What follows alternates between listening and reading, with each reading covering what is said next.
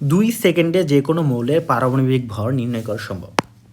তোমরা যারা SSC, HSC এবং অ্যাডমিশন ক্যান্ডিডেট, তোমরা সবাই জানো যে আমাদের এই এসএসসি, এইচএসসি বা অ্যাডমিশনের বিভিন্ন এমসিকিউ বা প্রশ্নের ক্ষেত্রে আমাদের পারমাণবিক ভর রিলেটেড বিভিন্ন ধরনের কোশ্চেন থাকে। সেক্ষেত্রে যদি আমরা মৌলের পারমাণবিক ভর না জানি, তাহলে কিন্তু সেই সমস্যাগুলো আমরা সমাধান করতে পারবো না। সাধারণত আমরা সবাই মৌলের পারমাণবিক ভর, বিশেষ করে 1 থেকে 30টি মৌলের পারমাণবিক ভর আমরা মুখস্থ রাখি, কেননা 1 থেকে 30টি মৌলের পারমাণবিক ভর ব্যবহার করে বিভিন্ন ধরনের সমস্যার মধ্যে সমাধান করতে হয়। তো পরীক্ষার হলে দেখা যায় বিভিন্ন স্ট্রেসের কারণে আমরা পারমাণবিক ভর অনেক সময় ভুলে যাই, সেক্ষেত্রে আমরা সেই সমস্যাটা সমাধান করতে পারি না। তাই আমরা এমন একটি আজকে মজার টেকনিক শিখব, যার মাধ্যমে 2 সেকেন্ডের মাধ্যমেই আমরা মৌলের পারমাণবিক ভর নির্ণয় করা শিখব এবং সেটা কখনই আমরা ভুলব না। তো চলো জেনে নেওয়া যাক পারমাণবিক ভর নির্ণয়ের সেই মজার টেকনিকটা। শেখার আগে একটা কথা বলবো এখানে, যে আমাদের এই টেকনিকটা শেখার আগে তোমাকে 1 থেকে 30টা মৌলের পারমাণবিক সংখ্যা মুখস্থ রাখতে হবে, সিরিয়ালি মুখস্থ রাখতে হবে 1 থেকে 30 পর্যন্ত মৌলের পারমাণবিক সংখ্যা। আশা করি এটা সবারই থাকে, তোমাদেরও আছে। তারপরে দেখো এখানে যেটা বিষয়, যে পারমাণবিক ভর কাকে বলে আমরা সবাই জানি। পারমাণবিক ভর হলো কোনো মৌলের নিউক্লিয়াসে অবস্থিত প্রোটন এবং নিউট্রন সংখ্যার সমষ্টি। ওকে, তো এখন দেখো যে এই যে টেকনিকটা আছে, টেকনিকটাকে আমি 3টা গ্রুপে ভাগ করছি, বা মৌলের পারমাণবিক ভর নির্ণয়ের ফর্মুলাটাকে 3টে ভাগে ভাগ করেছি। প্রথম নম্বরে দেখো এখানে 1 থেকে 20তম মৌলের মধ্যে যেগুলো জোড় পারমাণবিক সংখ্যা আছে তাদেরকে একটা গ্রুপে ভাগ করা হয়েছে। দ্বিতীয়টা দেখো এখানে 1 থেকে 20-এর মধ্যে যেগুলো বিজোড় আছে তাদেরকে একটা ভাগ করা হয়েছে। পরবর্তীতে হলো 21 থেকে 30তম মৌল। তো প্রথমটা দেখো এখানে, যে প্রথম 1 থেকে 20তম মৌলের মধ্যে যাদের পারমাণবিক সংখ্যা হলো বিজোড় বা জোড়, তাদের ক্ষেত্রে যে ফর্মুলা সেটা হলো পারমাণবিক ভর সমান তাদের পারমাণবিক সংখ্যা গুণন 2। আশা করি বুঝতে পারছো। এখানে যাদের 1 থেকে 20-এর মধ্যে যাদের পারমাণবিক সংখ্যা হলো জোড়, তাদের ক্ষেত্রে ভরটা হবে তাদের পারমাণবিক সংখ্যার দ্বিগুণ। তাহলে দেখো এখানে কিছু উদাহরণ দেওয়া আছে। এখানে হিলিয়ামের ক্ষেত্রে দেখো আমাদের প্রথম যেটা জোড় মৌল হিলিয়াম, প্রথম ছিল হাইড্রোজেন, সেটা হলো বিজোড়, এখানে হলো হিলিয়াম। তাহলে হিলিয়ামের এখানে দেখো তার পারমাণবিক সংখ্যা 2, তাহলে তার ভর কত হবে? সূত্রটা দেখো এখানে, সূত্র কি দেখছো এখানে, পারমাণবিক সংখ্যা কতের 2 গুণন কত হবে সূত্রের 2, কত 4। তাহলে এখানে দেখো হিলিয়ামের ভর হবে 4। অনুরূপভাবে যদি দেখো তুমি এখানে কার্বনের ক্ষেত্রে কত হবে, তাহলে কার্বন পরবর্তীটা হলো কার্বন আছে এখানে, কার্বনের কত এখানে হবে, তাহলে তার 6 গুণন 2 সমান সমান কত হবে? 12। মাঝে বলতে পারো 4টা নাই কেন, কয়েকটা মৌল আছে যেগুলো ব্যতিক্রম, এটা আমি তোমাদেরকে পরে দেখাচ্ছি। দেখো এখানে যে 8 নাম্বার মৌল যেটা আছে এটা অক্সিজেন, তাহলে কত হবে? 8 গুণন 2 16। নিয়নের ক্ষেত্রে কত হবে? 10 গুণন 2 20। এইভাবে দেখো বাকি মৌলগুলো তোমরা বের করতে পারবা। ম্যাগনেসিয়ামের ক্ষেত্রে কত হবে? 12 গুণন 2 24। ওকে, সিলিকনের ক্ষেত্রে দেখো সিলিকন হলো 14, তাহলে কত হবে? 14 গুণন 2 সমান কত হবে? 28। সালফারের ক্ষেত্রে কত হবে? 16 গুণন 2 সমান সমান 32। ক্যালসিয়ামের ক্ষেত্রে কত হবে? 20 গুণন 2 সমান 40। তাহলে সবগুলোই তোমরা কিন্তু এভাবে বের করতে পারবা। ওকে, ক্লিয়ার।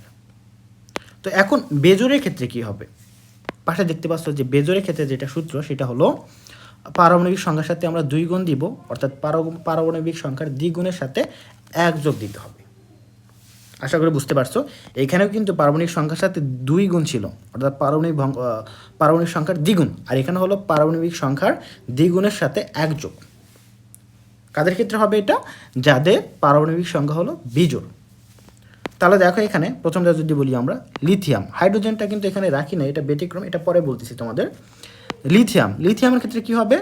তাহলে এখানে দেখো 3 গুণন 2 যোগ 1 হবে, তাহলে কত হবে? এখানে দেখো 3 2 6 আর যোগ 1 কত হবে? 7। আশা করি বুঝতে পারছো। অন্যভাবে যদি আমি ফ্লোরিনের ক্ষেত্রে করি কত হবে?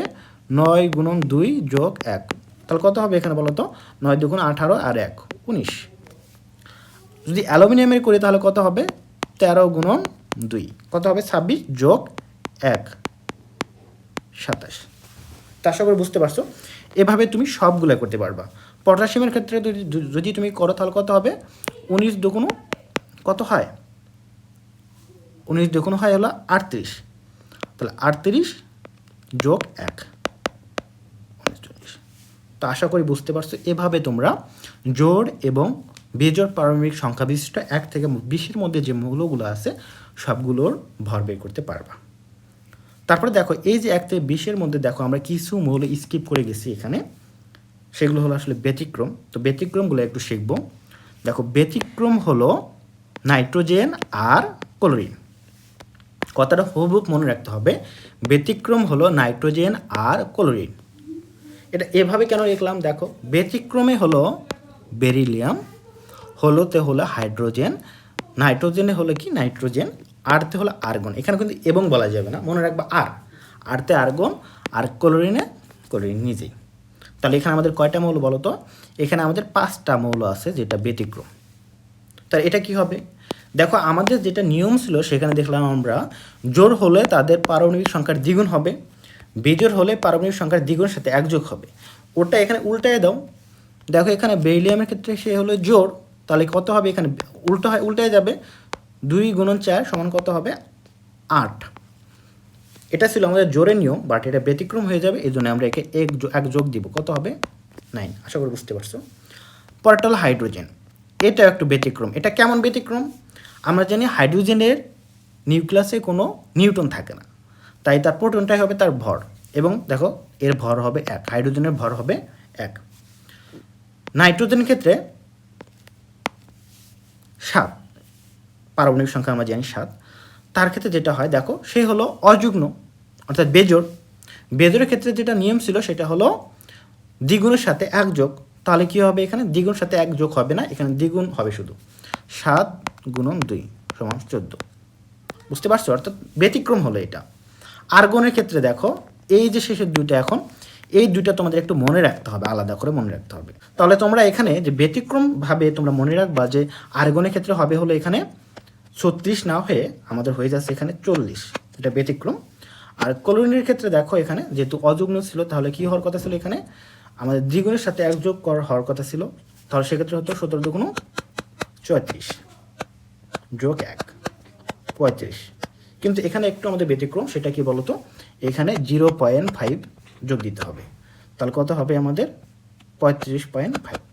এটা একটু মনে রাখবা যে ক্লোরিন হলো 35.5 এবং আর্গন হলো 40। এই দুটা ব্যতিক্রম হিসাবে মনে রাখবা, আর বাকি এই তিনটা তো দেখলাই। তাহলে আমাদের এই সূত্রটা মনে রাখবো, ব্যতিক্রম হলো নাইট্রোজেন আর ক্লোরিন। এই কথাটা মনে রাখলে তোমরা এই সমস্যাগুলো সমাধান করতে পারবা। বাকি থাকলো আমাদের যে 21 থেকে 30 পর্যন্ত মৌলগুলো, এগুলো আমরা কীভাবে মনে রাখবো? দেখো এগুলো মনে রাখার যেটা টেকনিক সেটা হলো, দেখো এখানে এদের ক্ষেত্রে পারমাণবিক ভর সমান পারমাণবিক সংখ্যা × 2 যোগ r। দেখো বিজোড়ের ক্ষেত্রে আমরা 1 যোগ দিছি, আর এখানে দিয়েছি আমরা r। এখানে r বলতে কি বোঝায়? নির্দিষ্ট কিছু সংখ্যা, যেটা তোমরা মাথায় রাখবা।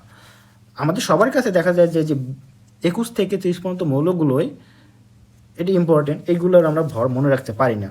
তো সেক্ষেত্রে তোমরা একটা সংখ্যা মনে রাখবা, সেটা হলো 3 4 4 4 5 3 4 5 4 5 4 5, 3 বার 3 4 5 4 5 4 5। আগে কিন্তু 3 বলছি না, যেহেতু 3 বলছি বা 3 বলছি, তার মানে এটা হবে 3 বার 4 5 4 5 4 5, দেন আবার 3 5 5। আশা করি বুঝতে পারছো, ইজি কিন্তু। একবারে দেখো রিমাইন্ড করো, 3 4 5 3 4 5 4 5 4 5, আবার 3 5 5। একবার দেখলেই দেখবা মুখস্থ হয়ে গেছে তোমার। তো এটা কি বলতো? এই 3 জায়গায় দেখবো আমরা প্রথমটা কি বলতো? স্ক্যান্ডেনিয়াম, এখানে হবে কি এসসি, স্ক্যান্ডেনিয়াম। তারপর টাইটেনিয়াম, 4 হলো টাইটেনিয়াম, 5 হলো ভ্যানাডিয়াম, আর হলো কি বলতো? এই 4 হলো ক্রোমিয়াম, 5 হলো ম্যাঙ্গানিজ। প্রতিটা নিচে যেটা আছে সেটার হবে সেটা আর। এখন আমরা কিভাবে বের করব? দেখো আমরা যদি স্ক্যান্ডেনিয়ামের কথা ভাবি, এর দেখো পারমাণবিক সংখ্যা হলো 21, তাহলে তার ভর কত হবে? দেখো পারমাণবিক সংখ্যা × 2 যোগ r। তাহলে এখানে দেখো তার পারমাণবিক সংখ্যা তো 21 × 2 যোগ দিতে হবে আর কি হবে? এই যে এখানে দেখো স্ক্যান্ডেনিয়ামে 3 ছিল, 3 দিয়ে দাও, তাহলে আমাদের তার ভর পেয়ে যাব। তাহলে কত হবে এখানে আমাদের? 21 × 2 কত হবে? 42 যোগ 3 45। আশা করি বুঝতে পারছো। এভাবে দেখো যদি আমরা ভ্যানাডিয়ামের ক্ষেত্রে বের করতে চাই, তাহলে কত হবে? 23 × 2। ভ্যানাডিয়ামের ক্ষেত্রে দেখো আর এর মান কত, এটা একটু দেখবা। তাহলে তোমরা এটি মনে করো হিসাব করবা যে কততম গেল, তাহলে কত নম্বর হবে। ভ্যানাডিয়ামের ক্ষেত্রে দেখো এই যে এখানে আমাদের 5, তাহলে এখানে তোমরা 5 যোগ দিবা। ওকে, তাহলে 23 দুগুণ কত হবে, 46 যোগ 5 49, কত হবে তাহলে তোমাদের 51। তাহলে এভাবে কিন্তু তোমরা খুব সহজেই যে কোনো মৌলের পারমাণবিক ভর নির্ণয় করতে পারো। এখন তো কোবাল্টের ক্ষেত্রে যদি আমরা দেখি তাহলে কত হবে, 27 গুণন 2 যোগ, দেখো কোবাল্টের ক্ষেত্রে কত, এখানে দেখো এই যে এখানে ছিল, এই যে এখানে কোবাল্ট ছিল, তাহলে কত হবে 5 যোগ দিয়ে দাও, তাহলে পেয়ে যাবা। প্রতিটার ক্ষেত্রে দেখো এরকম। জিঙ্কের ক্ষেত্রে তাহলে কত হবে, জিঙ্কের দেখো আর এর মান হলো 5, কপারের আর মান 5, তো শুধু আর এর মান বসাই দিবা। কপারের ক্ষেত্রে যদি আমরা দেখি 29 গুণন 2, আর এর মান কত দেখো তো 5। ওকে, এটার ক্ষেত্রে 30 গুণন 2 প্লাস 5 বের হয়ে যাবে। তাহলে এখন একটা কথা যেটা মনে রাখবা এখানে তোমরা, সেটা হলো এই যে শেষের দুইটা মৌল, এটা প্রয়োজন হয় না, তারপরে যদি তোমরা অ্যাকুরেটটা লিখতে চাও সেটা হলো দেখো আমাদের এখানে কত হয় 60 65, বাট এটা যদি অ্যাকচুয়ালটা লিখতে চাও সেটা হবে 65.5। তো এখানে আসলে বড় মৌল তো দশমিকটা তেমনটা ভ্যালু ক্রিয়েট করে না, না লিখলে হয়, তারপরে তোমরা লেখো শেষে এখানে 0.5 যোগ করে দিতে পারো, আর 65 রাখলেও চলবে। ঠিক আছে, কপারের ক্ষেত্রেও ঠিক তেমনটাই। তাহলে এখানে দেখো 58 যোগ 5 63 হলো, 63 পয়েন্ট এখানে 5 তোমরা দিতে পারো, আর নর্মালি 63 রাখলেও চলবে। আশা করি বুঝতে পারছো, বাকিগুলোতে কোনো সমস্যা নেই। তো আশা করি তোমরা এই নিয়মটা ফলো করে খুব সহজেই 1 থেকে 30 পর্যন্ত যে কোনো মৌলের পারমাণবিক ভর নির্ণয় করতে পারবা, এবং যে কোনো ধরনের পারমাণবিক ভর রিলেটেড যে কোনো ধরনের সমস্যা তোমরা সমাধান করতে পারবা। এমন সুন্দর সুন্দর টিপস পেতে আমার চ্যানেলটি সাবস্ক্রাইব করে পাশেই থেকো। ধন্যবাদ।